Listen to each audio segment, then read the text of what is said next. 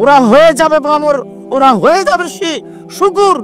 এদের নিয়ম নীতি, এদের অফিস আদালত, এদের কোর্ট কাচারি, এদের খাতা কলম, এদের পারিবারিক জীবন সব ইহুদি খ্রিস্টানদের নীতিতে। এরা অচিরেই বানর হবে, এরা অচিরেই শুকুর হবে। এদের স্বভাব পরিবর্তন হয়ে গেছে, এরা আর ভালো মন্দ বিবেচনা করতে পারে না। আনাস রাদিয়াল্লাহু তাআলা আনহু বলেন, রাসূল সাল্লাল্লাহু আলাইহি সাল্লাম বলেছেন, লা কুনান্না ফি হাযিহিল উম্মাহ খাসফুন ও মাসখুন ও কাসবুন।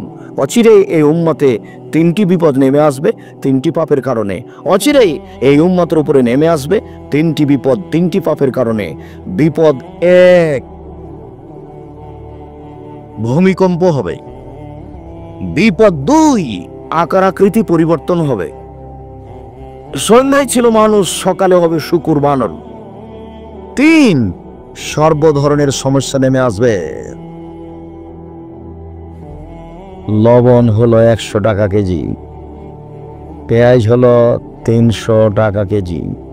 আশ্চর্য কথা, হঠাৎ করে দেখা গেল 2 টাকা কেজি চাউল হয়েছে 6 টাকা কেজি, 4 আনা কেজি চিনি হয়েছে, লবণ হয়েছে 30-40 টাকা কেজি। সর্ব ধরনের সমস্যা নেমে আসবে। ছেলে মেয়ে মারামারি, সমাজে মারামারি, জোর করে জমি দখল, দ্রব্যমূল্য বেশি, অশান্তি আর অশান্তি পুরো দেশে পুরো দুনিয়ায় সর্ব ধরনের অশান্তি তাদেরকে ঘেরে নিবে তিনটি পাপের কারণে। এক, এটা সারেবুল খমরা, যখন তারা নেশাদার দ্রব্য পান করবে। বিড়ি সিগারেট জর্দা গুল যখন নেশাদার দ্রব্য পান করবে, তখন তাদের উপরে সর্ব ধরনের বিপদ নেমে আসবে। দুই, জাহারাতুল কায়নাত, মেয়েরা যখন নাচবে, সব মোবাইলে মেয়ে নাচে, সব টিভিতে মেয়ে নাচে, সব মোবাইলে মেয়ে নাচে। ছেলে, আজ থেকে আর কোনোদিন যেন তোমার মোবাইলে মেয়ে না নাচে। আজ থেকে আর কোনোদিন তুমি কোনো মেয়ের সাথে কথা বলবা না। এখানে নাম্বার মিটিয়ে দিয়ে উঠবা, বলো ইনশাআল্লাহ। দেখো, এটা তোমার চরিত্র তোমাকে ধ্বংস করেছে, শয়তান তোমাকে পরিচালনা করে, তাই তুমি মেয়ের সাথে কথা বলো, তোমার ধ্বংস অনিবার্য। শোনো, তোমাকে এই চরিত্র নীতি পরিবর্তন করতে হবে। তুমি ঘরে ঢুকেছো, ঘরে কেউ নেই, বলেছো আমি আর কথা বলবো না, এরপরে মোবাইলটা রেখে ঘুমিয়ে যাচ্ছ, ধীরে হাতটা আবার মোবাইলে চলে গেল।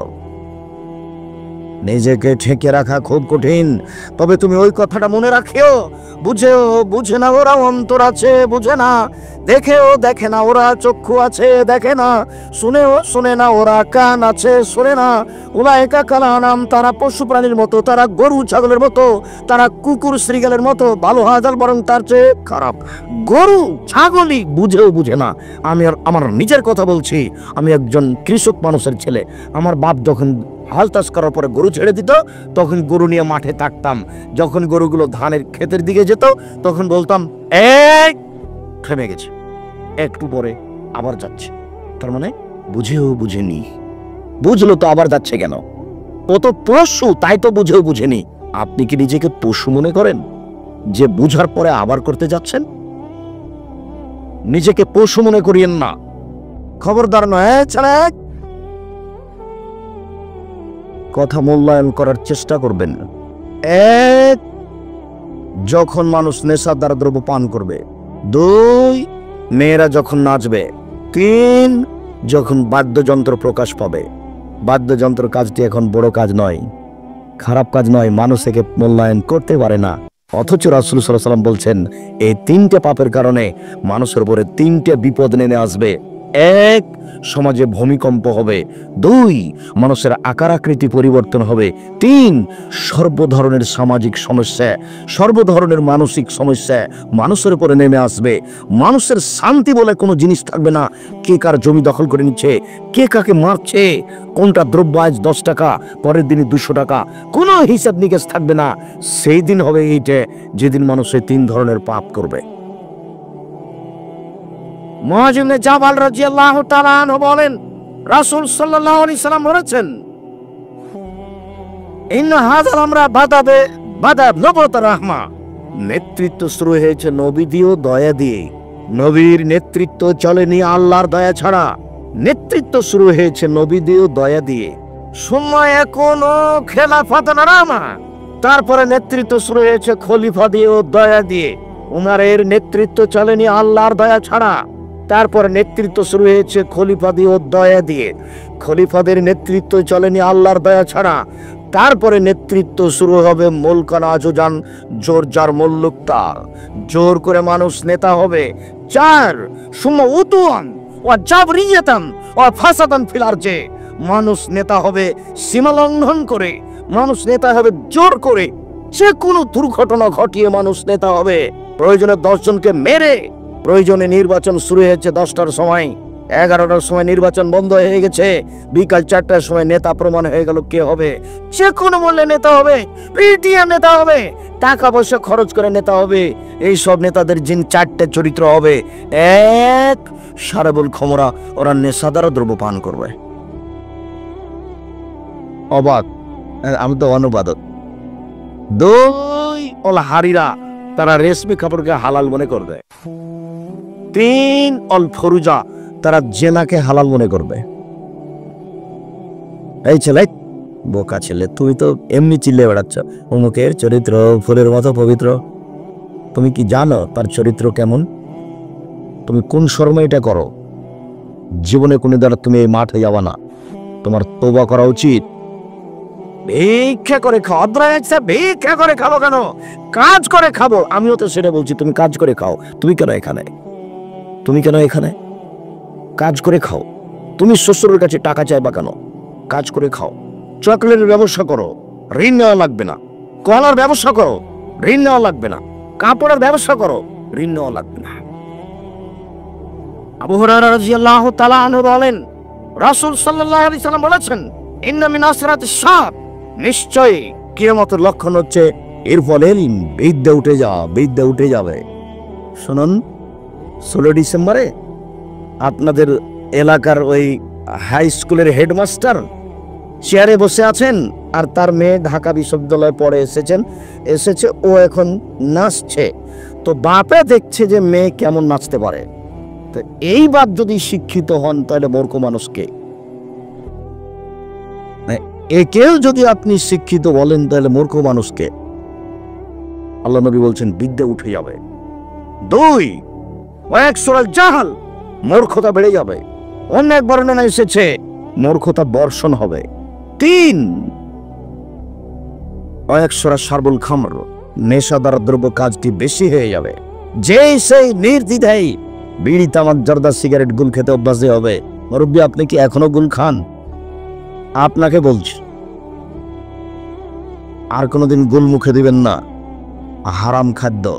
হুজুর, আপনি জর্দা খান, আপনি নাকি বলেছেন মাকরু। মাকরু মানে কি জানেন তো? মাকরু মানে খারাপ। হুজুর খারাপ খায় আর আমাদের ইমামতি করে। ওটা বানিয়ে নিয়েছে মাকরু। আব্দুর রাজ্জাক সাহেব, জর্দা কি হারাম? অবশ্যই। রাসূল সাল্লাল্লাহু আলাইহি ওয়াসাল্লাম বলেন, নাসকারা কাসিরুহু ফাকালিলুহু হারাম। যে জিনিস বেশি খেলে বিবেকের ক্ষতি হবে, তার কমও হারাম। একটা মানুষকে যদি 250 জর্দা খাওয়ান এখন, তাহলে তার বিবেক থাকবে না, নষ্ট হবে। তো 250 জর্দা খাওয়ালে যদি বিবেক নষ্ট হয়, তাহলে তার একটা কোনা জর্দাও হারাম। যেটা বেশি খেলে বিবেকের ক্ষতি হবে, তার কমও হারাম। এই কথা মুহাম্মদ সাল্লাল্লাহু আলাইহি সাল্লাম বলেন, আমি বলিনি, আমি একজন অনুবাদক মাত্র। আমার উম্মতে যেদিন নেশাদার দ্রব্য বেশি হয়ে যাবে, তখন মনে করতে হবে এখন কিয়ামত হবে। ওয়াকিলা রেজাল, পুরুষ কমে যাবে। ওয়াকসুরা নিসা, মহিলা বেশি হয়ে যাবে। হাত্তা এখন আলী খামসিন ইমরাল কাইমুল ওয়াহিদ, একজন পুরুষের অধীনে থাকবে 50 জন নারী। একজন পুরুষের অধীনে থাকবে 50 জন নারী।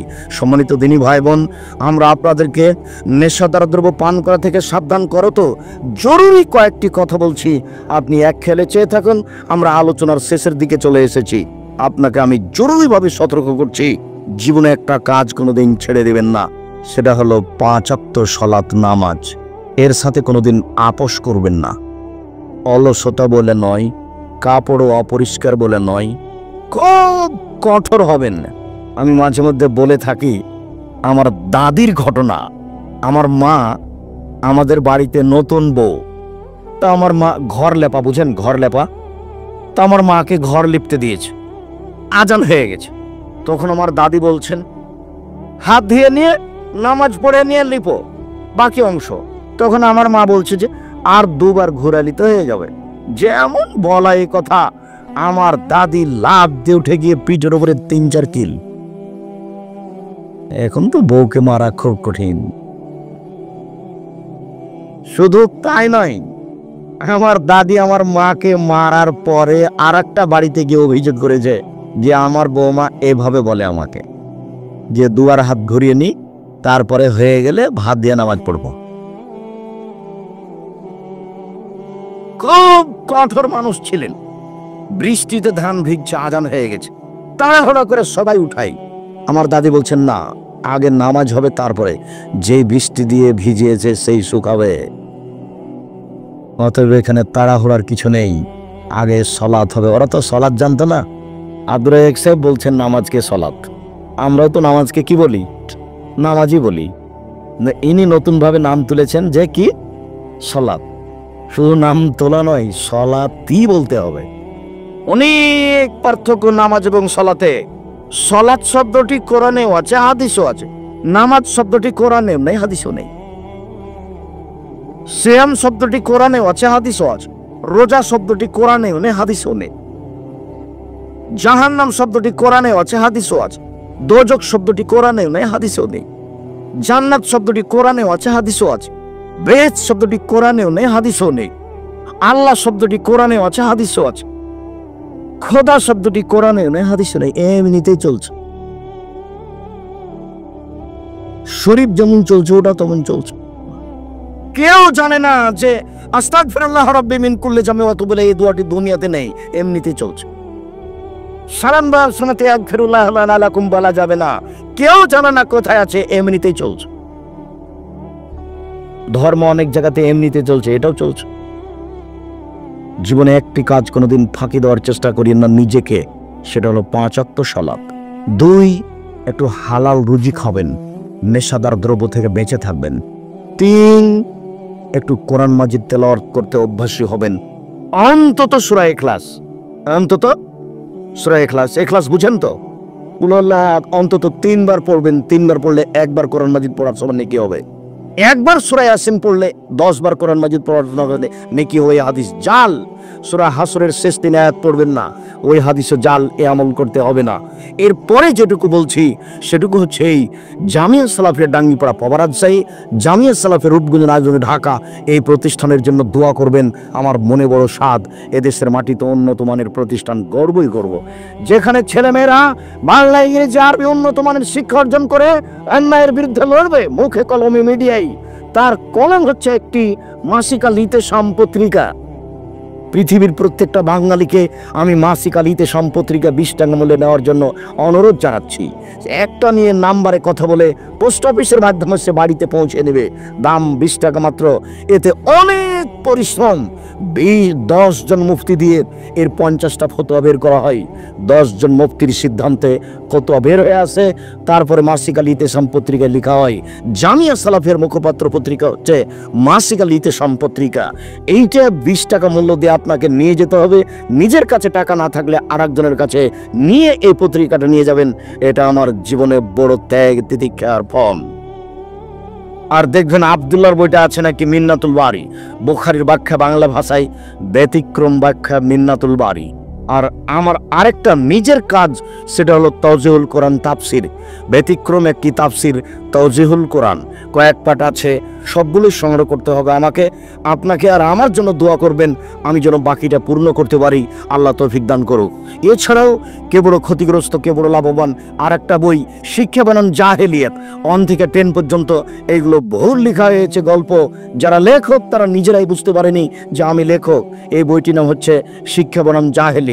সমস্ত বইগুলি সংগ্রহ করার অনুরোধ রেখে আমি বলছি, আল্লাহ আমাদের যারা মারা গেছে তুমি তাদের কবরের শাস্তি মাফ করো। আমরা যারা অসুস্থ তুমি তাদের আরোগ্য দান করো। আমরা যারা বেঁচে আছি তুমি তাদেরকে তোমার রাসূলের পদ্ধতি অনুযায়ী চলার তৌফিক দান করো। সবাই স্টেজ থেকে বইগুলি নিয়ে যাবেন, কেউ খালি যাবেন না। আরো জামিয়া সালাফিয়া ডাঙ্গিপাড়ায় সম্মেলন আছে 13-14 ফেব্রুয়ারি। দেশের বড় বড় আলেম ওলামা থাকবেন। জামিয়া সালাফিয়া হচ্ছে 13-14 ফেব্রুয়ারি, আর জামিয়া সালাফিয়া রূপগঞ্জ নারায়ণগঞ্জ ঢাকা হচ্ছে 5-6 মার্চ, রূপগঞ্জ, নারায়ণগঞ্জ, ঢাকা 5-6 মার্চ। সকল দিনী ভাই বোনকে। আর জামিয়া সালাফিয়ার সব জায়গার ভর্তির তারিখ হচ্ছে 1 জানুয়ারি। ছেলে মেয়েকে ভর্তি করার জন্য নিয়ে যাবেন জানুয়ারির 1 তারিখ, 1 জানুয়ারি। বইগুলি সংগ্রহ করুন সবাই। টাকা না থাকলে আর একজনের কাছে 20টা টাকা নিয়ে একটা পত্রিকা নিয়ে যাবেন। এছাড়া দোয়ার বইটা আছে নাকি 42টা সহিহ হাদিস আছে হাত তুলে দোয়া করার, 36টা আছে শুধু বুখারী মুসলিমে। তাজুল কোরআন সংগ্রহ করুন। 200-250 টাকা বড় কথা নয়, প্রত্যেকটা বাড়িতে থাকবে। এটা আমরা আন্তরিকভাবে চাচ্ছি। বিবাহিত পুরুষের তার শ্বশুর শাশুড়ির প্রতি দায়িত্ব কর্তব্য কতটুকু? পুরুষের কি দায়িত্ব হবে? সম্মান দিয়ে কথা বলবেন, এইটুকু দায়িত্ব। বউ বলে তোমার মাকে বাবাকে দেখতে হলে আমার বাবা মাকে সমানভাবে দেখতে হবে। বউয়ের এই কথা ভুল। বউ তো শ্বশুর বাড়িতে এসেছে, বউকে শ্বশুর শাড়িকে বাপ মায়ের মতো মূল্যায়ন করতে হবে। জামাই কি আর শ্বশুর বাড়িতে যে শ্বশুর শাশুড়িকে ওইভাবে মূল্যায়ন করতে পারবে? মিন্নাত যেদিন যাবে সেদিন ভালোভাবে কথা বলবে। মিন্নাতুল বাড়ি, আর আব্দুল্লাহর বইটা দেখবেন মিন্নাতুল বাড়ি, বুখারীর ব্যতিক্রম ব্যাখ্যা। আব্দুল্লাহর বইটা সংগ্রহ করেন তো, মিন্নাতুল বাড়ি। বাংলা ভাষায় এদেশের মাটিতে ব্যতিক্রম ব্যাখ্যার বই মিন্নাতুল বাড়ি। ইমাম সাহেব প্রচলিত মোনাজাত করেন, কোনো মুসাল্লি করে না। ইমাম তখন অকথ্য ভাষায় গালিগালাজ করেন। ইমাম তো মূর্খ মানুষ, ইমাম হয়েছে জাতির, গালি দিবে কেন? নিজেই তুমি বেদাত করো, হিসাব পাও না, মুসাল্লিকে গালি দিবা কেন? তোমাকেই হাত তুলে দোয়া ছেড়ে দিতে হবে। হাত তুলে দোয়া ব্যক্তিগত ব্যাপার, যার যখন ইচ্ছা সে তখন হাত তুলে দোয়া করবে। নামাজের পরে, জানাজার পরে, সভা সমিতির পরে সবাই মিলে হাত তুলে দোয়া করলে বেদাত হবে, পাপ হবে। সাবধান থাকুন। ইমাম ডান দিকে সালাম ফিরানোর সাথে রাকাত ছুটে যাওয়া ব্যক্তিরা নামাজ শুরু করে দেয়, এই পদ্ধতি কি ঠিক? জি। ডান দিকে সালাম ফিরা শেষ হয়ে গেলে উঠতে পারে, যখন বাম দিকে আরম্ভ করবে তখন উঠবে। কবর দেওয়ার সময় একজন ব্যক্তি উচ্চ স্বরে পড়তে থাকে মিনহা খালাকনাকুম, মিনহা খালাকনাকুম পড়াই বেদাত, আবার উচ্চ স্বরে আর একটা বেদাত। বিসমিল্লাহ বলে মাটি দেবে, বিসমিল্লাহ। ঠিক। রোগা হোক বানা হোক, চেয়ারে বসে নামাজ হবে কি? রোগা বানা হোক মানে কি? বানা হোক মানে চেয়ারে বসে সালাত আদায় করতে পারে, না করাই ভালো। শরীরের গতিতে আদায় করা, দাঁড়িয়ে না হয় বসে, না হয় শুয়ে। বাজারের চেয়ে বেশি দামে ফ্রিজ, ফ্যান, মোবাইল ইত্যাদি বিক্রি করে কিস্তির মাধ্যমে টাকা আদায় করি। কিস্তির মাধ্যমে টাকা আদায় করা জায়েজ, তবে জুলুম হয় না যেন। ছোট বাচ্চার প্রসাব লেগে গেলে নামাজ হবে কি? হবে না। বাচ্চা যদি খাদ্য খায় তাহলে হবে না। ছেলে বাচ্চা খাদ্য খায় না তখন হব। আর মেয়ে বাচ্চা খাদ্য খাক আর না খাক, জন্মের দিন থেকে হবে না। ওই কাপড় ধুয়ে পরিষ্কার করতে হবে না। হুজুর, আমি যে ইমামের পিছনে সালাত আদায় করি, আমার মনে হয় তার পিছনে আমার সালাত হবে না, সে একজন বেদাতি। জি না, আপনার হবে, ওরই হবে না। আপনি ধৈর্য ধারণ করুন, ইমামের সালাত হবে না, আপনার হবে।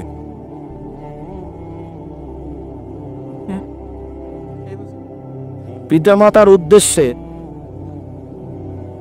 কন্যা সন্তান দান করলে মৃত পিতামাতা সে দানের সব পাবে কি? জি। পিতামাতার জন্য মেয়ে করুক, ছেলে করুক, অন্য কোনো মানুষ করুক, আপনি আমার নামে দান করতে পারেন, আমি এখন দুনিয়াতে নেই। আপনি বলবেন যে আল্লাহ, আমি 200 টাকা আব্দুর রাজাক সাহেবের জন্য দান করলাম, আল্লাহ তুমি এটা কবুল করো। আর দান করলে কবরের শাস্তি বন্ধ হয়ে যায়। দান খুব শক্তিশালী ইবাদত। এবাদতের জগতে দানের চেয়ে শক্তিশালী কোনো এবাদত নেই, ওর ক্ষমতাই ভিন্ন। দান আল্লাহর রাগকে মিটিয়ে দিতে পারে, দান কবরের শাস্তি বন্ধ করে দিতে পারে, দান পাপকে মিটিয়ে দিতে পারে, পানি যেমন আগুনকে নিভিয়ে দিতে পারে। আমার মেয়ের নাম রেখেছি ফারিয়া নোরাইন। একজন আলেম বলেছেন ফারিয়া নাম রাখা যাবে না, এটা কি ঠিক? ফারিয়া নয়, ফারিহা, ফারিহা। তখন হলো সে খুশি আনন্দ। আমি আর নোবাইল কেন, নোরাইন কেন, ওটা লাগবে না, পারেহা, পারিহা। মহিলাদের উপর পর্দা ফরজ, কিন্তু মহিলাদের হাত পা ও মুখ মণ্ডল খোলা রাখা যাবে কি? মুখমণ্ডলের হাতের কবজি খুলতে পারে, এ দুটো পর্দার বাইরে ঢেকে রাখা ভালো। হাতের কবজি পর্যন্ত এবং মুখমণ্ডল পর্দার বাহিরে ঢেকে রাখা ভালো।